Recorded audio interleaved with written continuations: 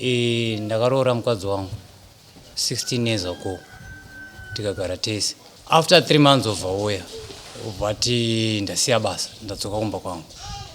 vatagara mwedzi wechi4 wavati handina kuenda kumwedzi wavandata wane pamiri 1 mwedzi wangu nchiti 1 iye 84 swika 9 months ini ndandiri mu5 vandabvunza kuti ko chimbondiudza kuti mwana ndewani kozi wangu ane 5 months anafanira ari muchigrasi ipremature ovati zvishuwa ndakamitiswa nemunhu anonzi Takudzwa Mafuli to November last year ovandibira 3000 mumba ovabuda ovaenda. Iwe ndiwe wamhurike mwana uyu wakamuririra uchirera vana vako iwewe handiti watora mwana watora amai nesanzu ravo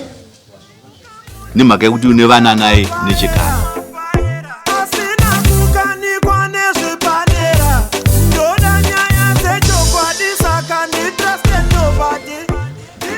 Nyaya iri kupinda mudare iri pakati paconfidence kuwana natabwe dzichawana. Wakandichengetesa mwana asiri wangu kusvika mwana ave ne11 years. Defendant akaramba kusaina nonzi chisamoni redu haana kuuya kudai. Ngatonga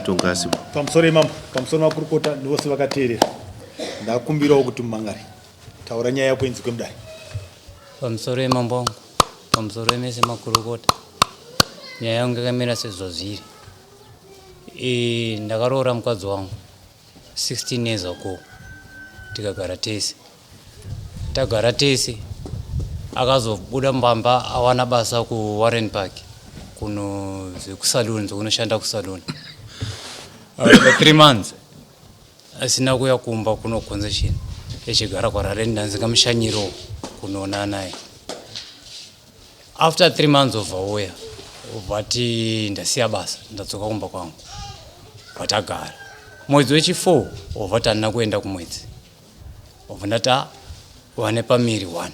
mwedzi wangu nchiti 1 iye 84 swika 9 months ini ndandiri mu5 vayaka varwadziwa nepamiri vataenda kuchipatara vanosununguka. Asununguka ndakabvunza manesi nemadhokota kuchipatara kuconcession hospital vakati mwana wakari temu. Ndikati kuti temu handizivi kuti zuro veizvanzi kurirawo takakwana 9 months dzake dzakakwana. Vandamirira hama dzavo dzauya pavisiting hour vandabvunza kuti ko chimbondiudza kuti mwana ndewani kozi wangu ane 5 months anafanira ari muchigrasi ipremature ovati zvishuwa ndakamitiswa nemunhu anonzi Takudzwa Mafuli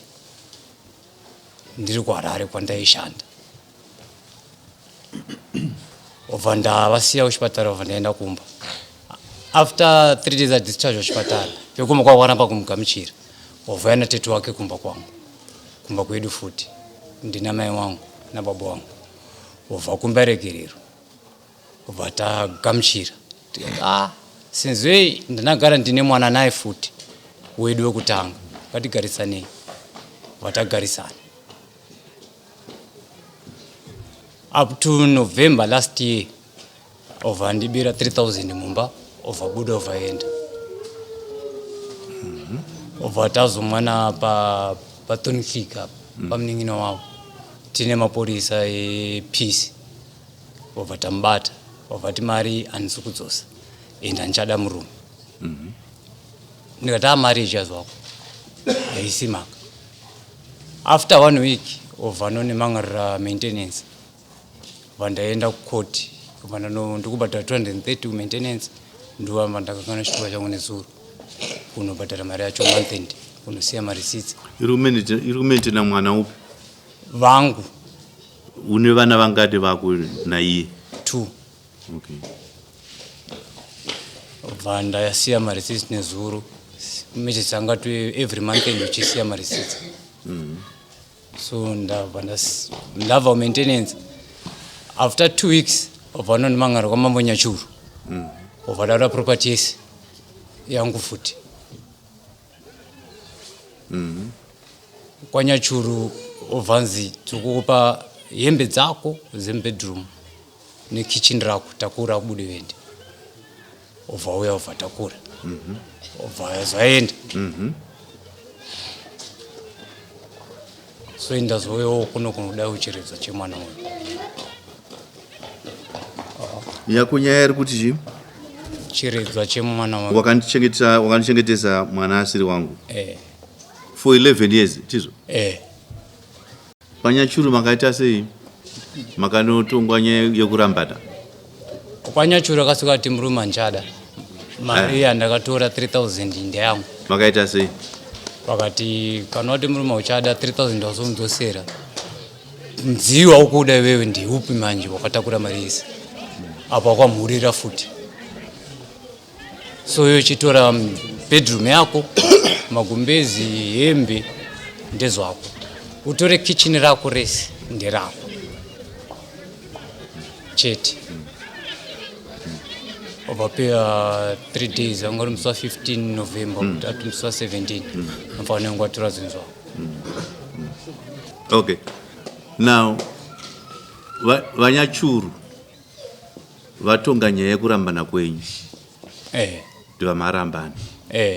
iye ndakatondiramba ipapa vati alright fine ndobva yapera ye 3000 ndakati handibvoredhoketa ndesenga ngaisari yakadaro saka nhasi iwoya uzomangana kweo ndiri kuda chiredzwa chawakandoreresa chii mwana uyu wakandichengetesa mwana asiri wangu uchiti ndewangu kuye makambouchengeta sei paakauya after 3 months ndasina kuona kuti ane mimba iwo wakazoudzwa kuchipatara kayo makatosiya kuchipatara mambo moyo kurera namai wangu akati mune vana vese kuti umurambe vana unoenda kupi saka iwo wakarera uchiziva kuti chii haasi wako waiziva bungu ndakaziziva pakuzvarwa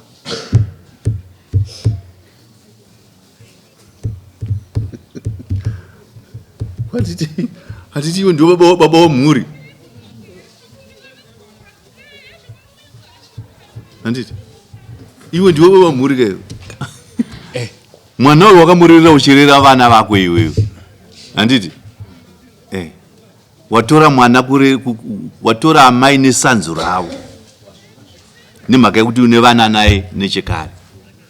handiti mukadzi wangu ndakarora mukadzi wako wakaroora une vana nayo saka zvaigona asi dai ukanga usingade kuningi usingade mwana uyu ungadai ukaramba amai vacho wakabva vaenda nemwana wavo but the fact yekuti wati mudzimai wangu uyu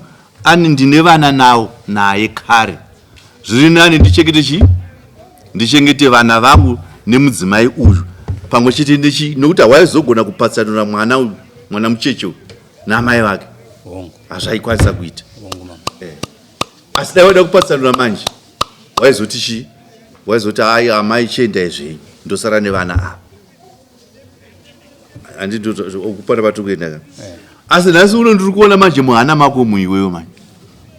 warwadziwa iwewe kuti ndarambwa nemukadzi uyu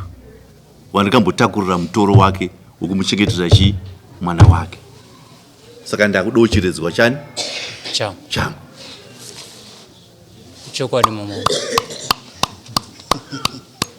dai ungosina kuramba ungadai usamboreva chiredzwa ndizvo mama dai mukadzi wako wainaye nhasi ungadai usamboreva chiredzwa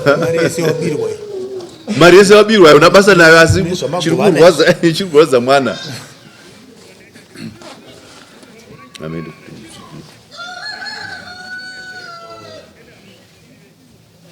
ngatimboitrowa kunenge kudare vakati munofunga chii nenyaya murume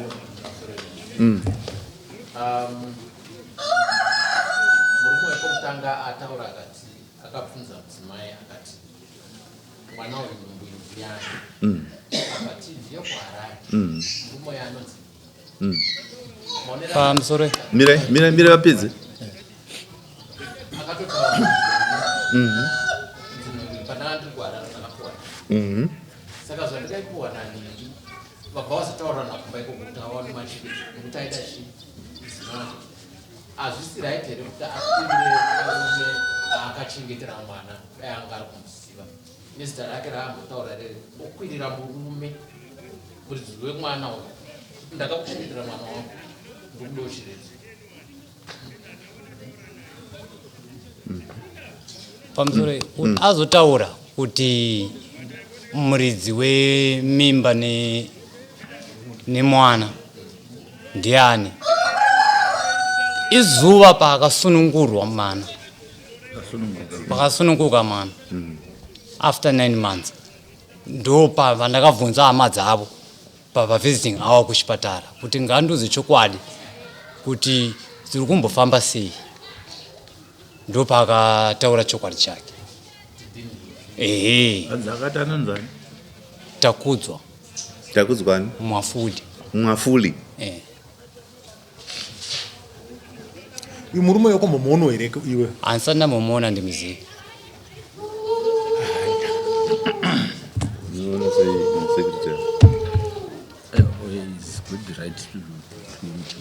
traditionally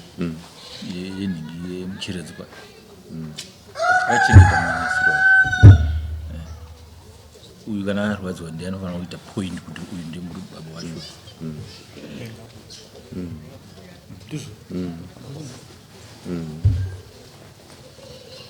zvakanaka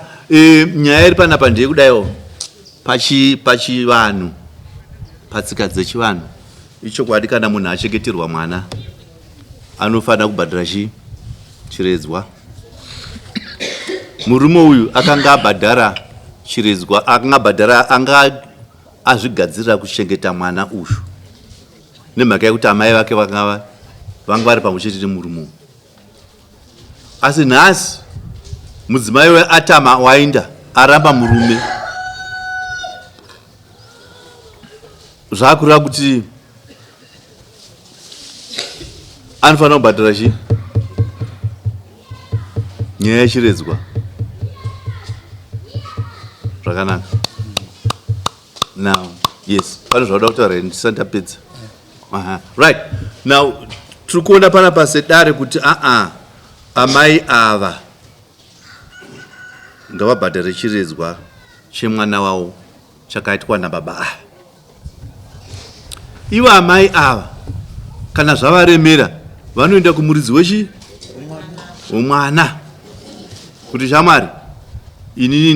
ndakachengeta munhingi mwana wako ndiri pasi pemumwe murume saka murume uyo akuda chiredzwa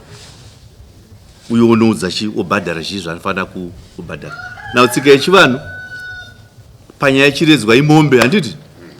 saka uyu mudzimai wako anonzani zvigara Tabeth Chawana anofanira kubhadhara mombe yechiredzwa kumurume wake waakasiyana naye. Tapedza.